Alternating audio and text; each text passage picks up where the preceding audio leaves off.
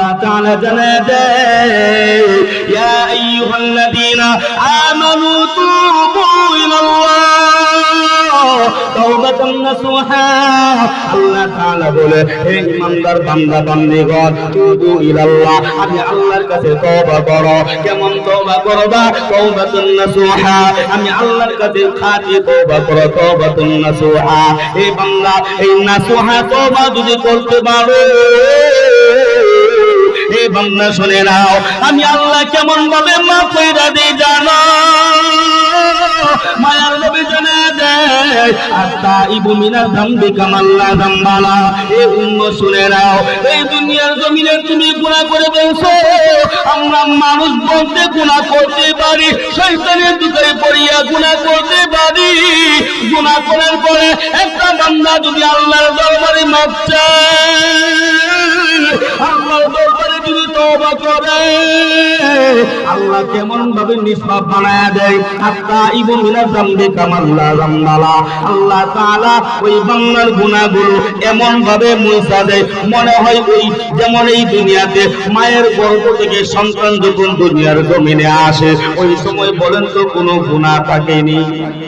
কথা বলেন না, থাকে কোনো গুনাহ থাকে না, একদম নিষ্পাপ মাসুম হইয়া দুনিয়াতে আসি। এই নবীর উম্মত, আপনি আমি যদি তওবা করতে পারি, আল্লাহ তাআলা আপনাকে আমাকে মাসুম বানায়া দিবে, আল্লাহ নিষ্পাপ বানায়া দিবে।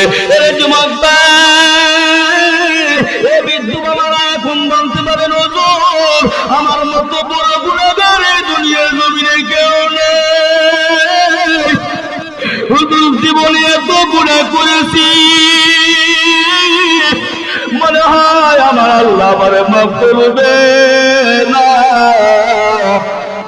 এই যুবক, এই বৃদ্ধ বাবারা, তুমি কত বড় গুনাহগার হয়েছো। দেখো তোমার যে আমার যে কত বড় গুনাহগার ছিল। খলিফাতুল মুসলিমিন হযরত ওমর ফারুক রাদিয়াল্লাহু তাআলা আনহু একদিন ঘর থেকে বের হইয়া নবীর দরবারে রওনা। ওমর যখন রাস্তা দিয়ে হাঁটে, রাস্তার কিনারায় দাঁড়ায় দেখে একটা তরতাজা যুবক হাউমাউ করে কান্নাকাটি করে। ওমর ডাক দিয়া বলে, যুবক, এই রাস্তার কিনারায় দাঁড়াইয়া এত কান্নাকাটি কেন করো? হে যুবক, কি এমন গুনাহ করছো, কি অপরাধ করছো বলো? ওই যুবকটা চোখের পানি ফালাইয়া কেঁদে কেঁদে ডাক দিয়া বলে, খলিফাতুল মুসলিমিন, আমি কি জন্য কাঁদি আপনি যদি শুনেন, আমার গুনার কথা আপনি শুনলে আপনি সইতে পারবেন না। ওমর ডাক দিয়া বলে, যুবক বলো বলো, কি গুনাহ করেছো? ওই যুবকটা কেঁদে কেঁদে বলে, হে খলিফাতুল মুসলিমিন, আমার গুনার কথা আমি বলতে পারবো না। ওই যুবক কান্না করতে করতে করতে করতে চোখ দিয়া পানি বের করতে করতে গালের মধ্যে কালো দাগ বইসা গেছে। ওই যুবকের কান্না দেখা উমর চোখের পানি ধরে আর রাখতে পারল না। উমর কেঁদে কেঁদে নবীর দরবারে রওনা। মায়ার নবী রাহমাতুল লিল আলামিনের সামনে যখন উমর দাঁড়াইল, রাহমাতুল লিল আলামিন ডাক দিয়া বলে, উমর কেন কাঁদো? কি হয়েছে বাবা? উমর ডাক দিয়া বলে, আমি উমরের কিছুই হয় নাই। তাহলে কেন কাঁদো? উমর ডাক দিয়া বলে, আপনার দরবারে আমি যখন আসি, রাস্তার কিনারে দাঁড়ায় দেখি একটা যুবক হাওমাও করে চিল্লায় কান্নাকাটি করতেছে। আমি যুবককে জিজ্ঞাসা করলাম, যুবক আমারে উত্তর দিল, সে নাকি বড় গুনাহগার, সে নাকি মস্ত বড় গুনাহ করেছে, কিন্তু গুনার কথা আমারে বলে না। মায়ের নবী বলে, উমর যাও যাও, যুবকটারে আমি পয়গম্বরের দরবারে নিয়ে হাজির করব। উমর দৌড়ে আসলো, ওই যুবকটারে বলে, মায়ের নবী তোমার ডাকতেছে। এবার যুবকটা মায়ের নবী রাহমাতুল লিল আলামিনের দরবারে রওনা। নবীর সামনে দাঁড়াইয়া ওই যুবকটা আরো বেশি হাউমাউ করে কান্নাকাটি করে।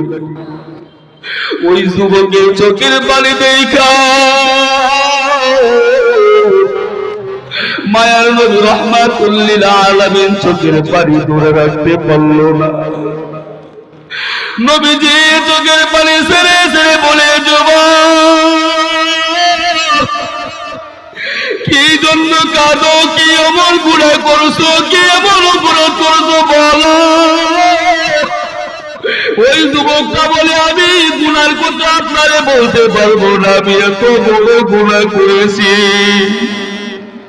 এইভাবে বারবার জিজ্ঞাসা করার পরে ওই যুবকটা ডাক দিয়া বলে, পয়গম্বর আমার গুনাহ হইল মদিনার গোরস্থানে যত মানুষ মারা যায়, মারা যাওয়ার পরে যখন কবর দেওয়া হয়, দাফন করা হয়, এ পয়গম্বর আমি রাত্রে বেলায় গিয়া ওই কবরের মাটি গুলা সরাইয়া, কবরের উপর থেকে বাঁশগুলো সরাইয়া আমি রাত্রে বেলায় গিয়া ওই লাশের গা থেকে কাফনের কাফনটা চুরি কইরা এই পয়গম্বর ওই কাফনের কাফনটা বাড়িতে নিয়া পানি দিয়া ধুয়ে বাজারে বিক্রি করে আমার সংসার চালাই। এই পয়গম্বর আমি কাফন চোরাই, এই পয়গম্বর আমি কাফন চুরি করি। এই পয়গম্বর কাফন তো চুরি করে ঠিক আছে, কিন্তু গতকাল রাতে এমন একটা ঘটনা হয়ে গেছে। এ পয়গম্বর আমি মদিনার গোরস্থানে যখন কাফন চুরি করার জন্য যাই, রাত্রে বেলায় গিয়া যখন কবরের মাটি গুলা শোনাইলাম, মাটি শোনানোর পরে কবরের মধ্যে নামার পরে আমি যখন ওই লাশের গা থেকে সাদা কাফনটা ধরে আমি যখন টান দিলাম, এ পয়গম্বর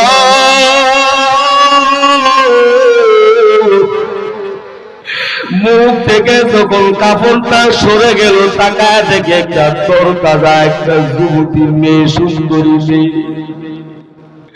এ নবী গো,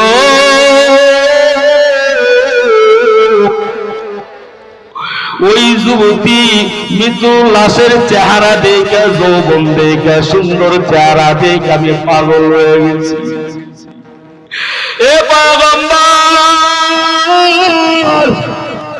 ওই যুবতীর লাশের চেহারা দেখে আমার যৌবনটারে আমি ধরে রাখতে পারি নাই।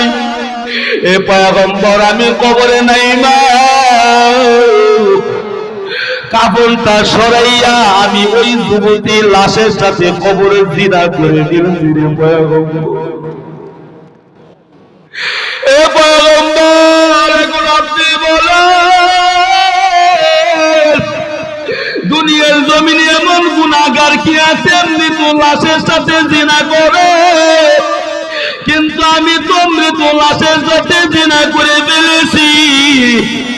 এ পয়গম্বর আমি জিনা কইরা যখন কবর থেকে উঠি, কে জানে আমার গাইবে আওয়াজ দিয়ে ডাকিয়া বলে, যুবক দুনিয়ার জমিনে আমি যখন জীবিত ছিলাম, আমার গায়ে একটা ফুলের টুকা কেউ দিতে পারে নাই রে যুবক।